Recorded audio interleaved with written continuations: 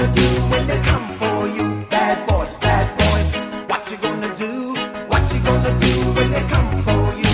When you were 8 and you had bad traits, you go to school and learn the golden rule. So why are you acting like a bloody fool? If you get hot, then you must get cool. Bad boys, bad boys. What you gonna do? What you gonna do when they come for you? Bad boys, bad boys. What you gonna do? What you gonna do when they come for you?